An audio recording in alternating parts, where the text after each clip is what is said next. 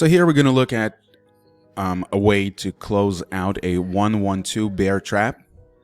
As you can see here, I have a number of positions, but I'm specifically going to look for a way to close out a 6th January 112 bear trap. We could identify it by looking at the date. I also look at it by looking at days until expiration. So this one has 38 days to go. What I'm going to do first, I'm going to select the first leg, which is the short 3250 puts. I hold down Shift and I go to the very last leg of this trade, which is the 3860 puts. I hold down Shift and I left click. This will highlight all of the legs in this trade, and then I right click, and this opens a menu where I can go to create closing order. And here I have different combinations that could be made with these three legs.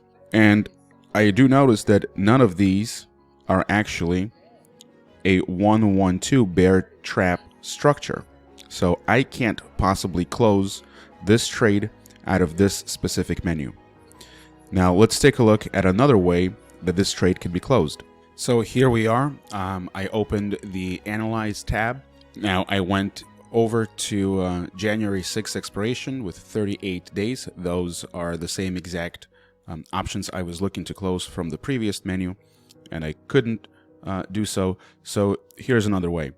I can scroll through all of the options that are on this option chain, and I have a custom columns that I set to help me kind of get to see where my positions are rather quickly.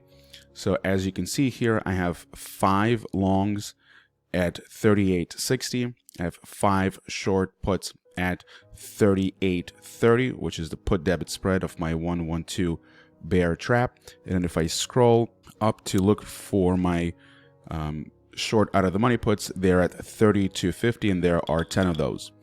So now what I can do is I can go and select each leg individually, and this will build out the closing order in the lower part of this screen. So I have long 5 of the 3860s, which means that I need to close these. I'm going to go to sell. Once I click sell, this option shows up here in the lower part of the screen.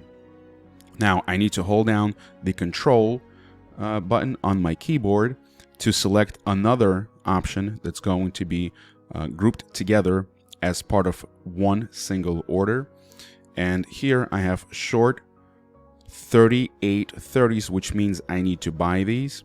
I go to the ask, holding down the control button, I'm going to click on the ask of the 3830, and now you can see that I have created an order to close out the put debit spread, right? I'm selling the 3860 and I'm buying the 3830. Don't worry about the size just yet, because we still need to go up and select the out of the money puts that need to be closed as well. So here we are. Now I'm short the 3250s, which means I need to buy these, which means that I need to go and hit the ask. Again, you have to hold down the control key on your keyboard in order to continue to build onto the existing closing order. So holding down the control key, I'm going to hit ask for the 3250s, and this is going to add the 3250 to my order ticket. So here now I have to deal with the size, right? The 3250s, I have 10 of these, so I need to change the size to 10. And then I know I have 5 of the put debit spread, which means I just need to change the quantity from 1 to 5. Here we go. And now I have a custom order to buy to close the 10 of the 3250s, and I am selling 5 of the put debit spreads at 3860, 3830. This is currently going for about a 20-cent credit.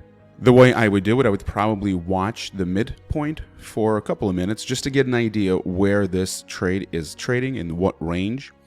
And then I would look, right, so if I'm trying to close it out for an additional credit, I'm seeing 25-cent credit. I saw 20-cent credit. So what I would do is I would probably route this order. Now we're at 30. I would try to go as high as maybe 50 cents. Can do it all as one order. I could break these down by one lots individually. So I would go with a 50-cent credit. Probably will not get a fill because we saw the range was between 20 and 30 cents. And then I would just manually change my order, working my mid-price down towards inside that range that I saw, which was between 20 cents and 30 cents. Hope this helps.